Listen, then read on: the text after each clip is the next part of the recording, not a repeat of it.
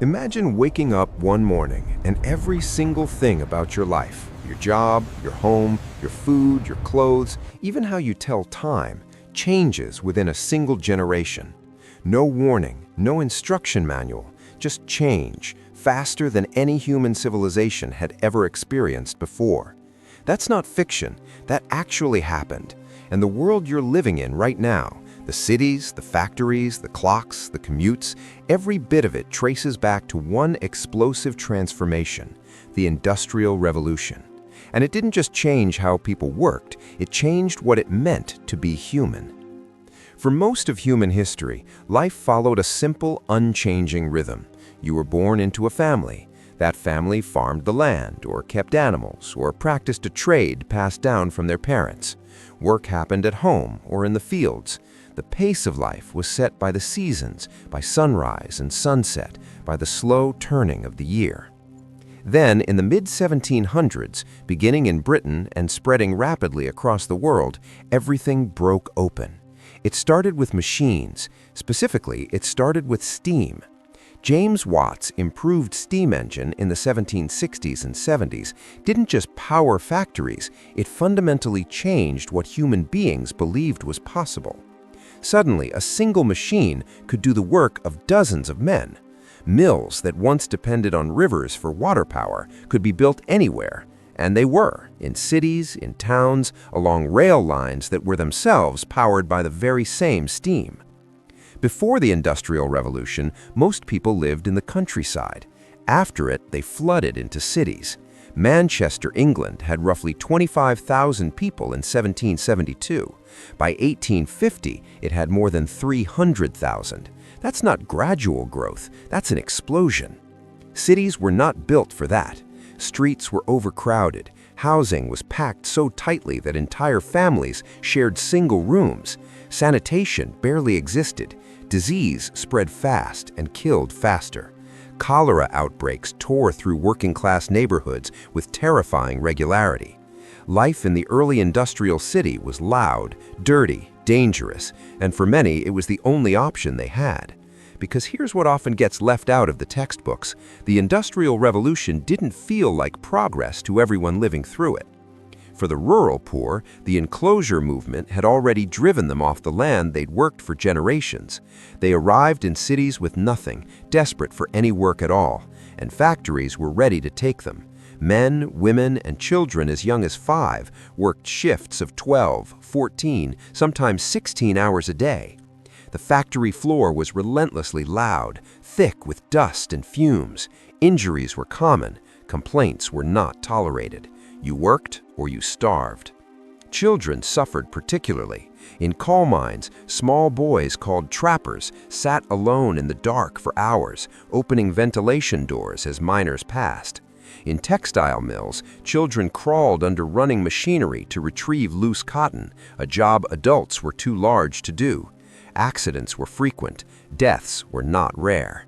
The idea that children deserved protection, schooling, and childhood as we understand it today, that was a radical new concept that emerged directly from the horror of what industrialization first created.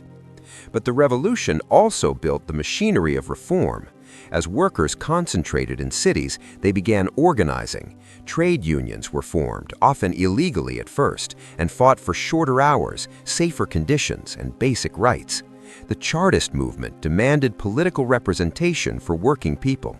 Journalists and reformers like Charles Dickens put the suffering of the poor onto the page and into the public conscience. Slowly, painfully, the laws began to change.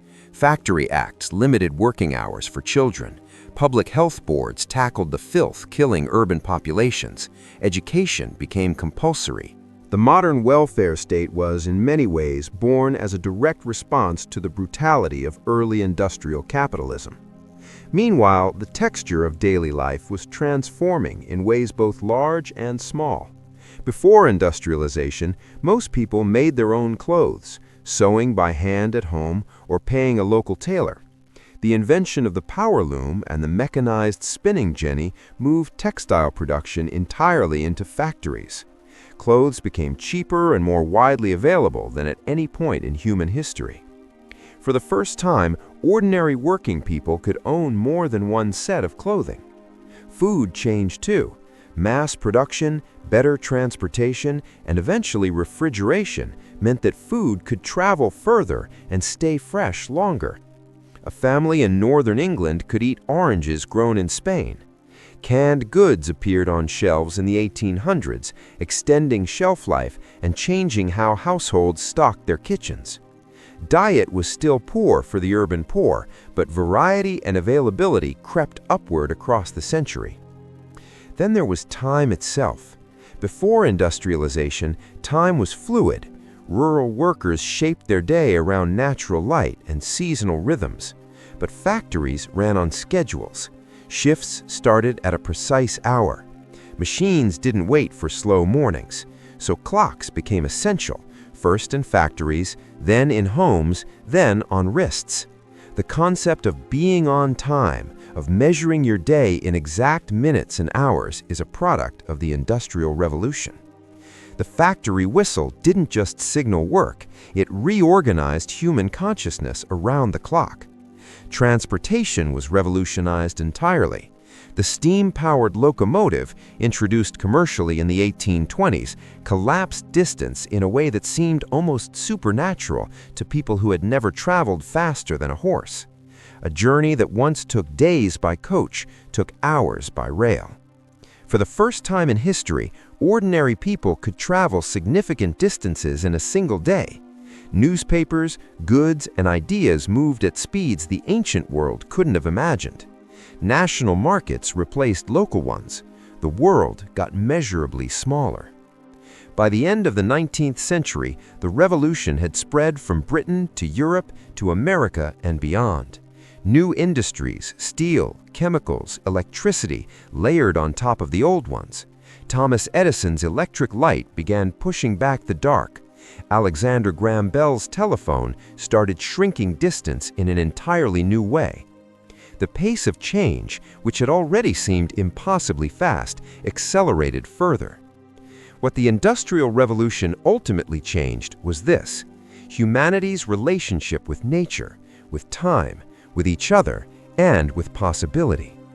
For the first time in history, it seemed like there were no fixed limits, that human ingenuity, given enough coal and iron and ambition, could build anything, solve anything, conquer anything. That belief, thrilling and dangerous in equal measure, is still with us today. Every morning you set an alarm, commute to work, buy a shirt off a rack, or turn on a light switch, you are living inside a world those mill workers and factory children and reform campaigners built, sometimes willingly, often painfully, always permanently.